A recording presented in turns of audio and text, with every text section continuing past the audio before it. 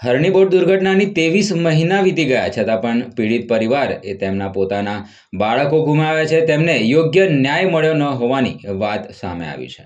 હરણી boat દુર્ઘટનાના આજે 23 મહિના વીતી ગયા છે, છતાં પણ દુર્ઘટનાના બીજા વર્ષે જોકે હજુ સુધી પીડિત પરિવાર તેમને પોતાના બાળકો ગુમાવ્યા છે, તેમને યોગ્ય ન્યાય જ મળ્યો નથી. આ દુર્ઘટનામાં 12 નિર્દોષ બાળકો, 2 શિક્ષિકાઓના મોત થયા હતા. ત્યારે 23 મહિના બાદ પણ પીડિત પરિવારના સંતોષકારક કાર્યવાહી ન લાગતા આજે વિવિધ મુદ્દે પીડિત પરિવારના સભ્યો કોર્પોરેટર આશીષ જોશીની આગેવાનીમાં મ્યુનિસિપલ કમિશનર અરુણ મહેશ બાબુને મળવા પહોંચ્યા હતા અને મુદ્દાઓ સાથે પોતાની રજૂઆત કરી હતી. એમને આવેદન તો આપ્યું છે કે કેવી રીતે પ્રોસેસ કરવામાં આવશે, એની જ રાહ અમે જોઈ રહ્યા છે.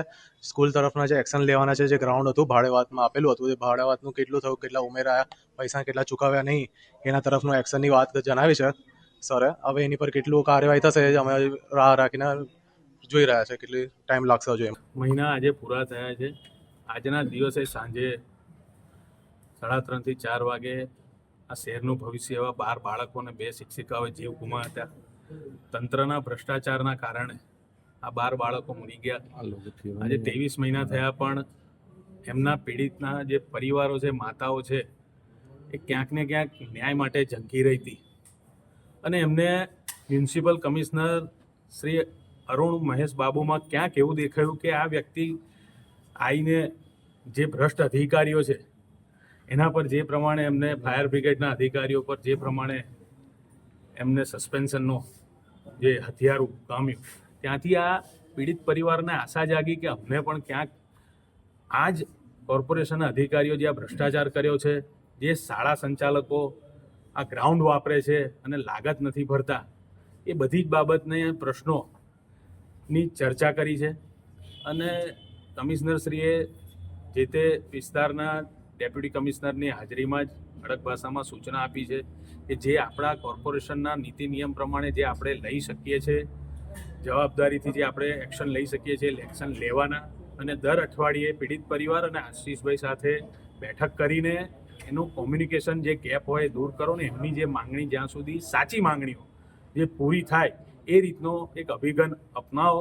કારણ કે આજે માતાઓએ એવું કહી દીધું છે કે આજે 23 મહિના પૂરા થયા, આવતા મહિને 2 વર્ષ પૂર્ણ થશે, તમે કહેતા હો તો અમે અહીંયા જ આજથી જ અહીંયા ભૂખ હડતાલ પર બેસી જઈએ. ઘણા તો એવા પણ છે કે નિરાશ થઈને એવું કહે છે કે અમે અંદર તળાવમાં જ ભૂસકો મારી દઈએ એટલે આ વિષય જ પૂરો થઈ જાય. આ બધી રીતે એમની માનસિક સ્થિતિ ખૂબ ખરાબ થઈ છે અને આ તમામ બાબતથી મેં કમિશનરશ્રીને અવગત કર્યા છે કે છેલ્લા 2 વર્ષમાં પહેલાં 8-9 મહિના તો આ લોકો ન્યાય માટે ભટક્યા, કામ ધંધો છોડીને ભટક્યા, ગરીબ હોવાના કારણે કોઈ એમને સારી રીતે જવાબ નથી આપતું. મુખ્યમંત્રી સુધી રજૂઆત થઈ, એમને વળતરમાં પણ ઇન્સ્ટોલમેન્ટ કરવામાં આવી. એટલે આ બધી બાબતો કમિશનરશ્રીનું જે ધ્યાન દોર્યું છે ત્યારે એમને પણ સાચી વાત હવે ખબર પડી કે કઈ બાબતે એમની જોડે અન્યાય થયો છે અને પ્રોટોકોલ પ્રમાણે એમને પણ અગાઉ રજૂઆત કરી જ છે. માન્ય મુખ્યમંત્રીશ્રીના ત્યાં જ્યારે ગયા ત્યારે માન્ય કમિશનરશ્રી નવા જ હતા, એ તમામ બાબતોથી હરણી લેક ઝોનમાં શું થયું છે ભ્રષ્ટાચાર એનાથી અજાણ હતા.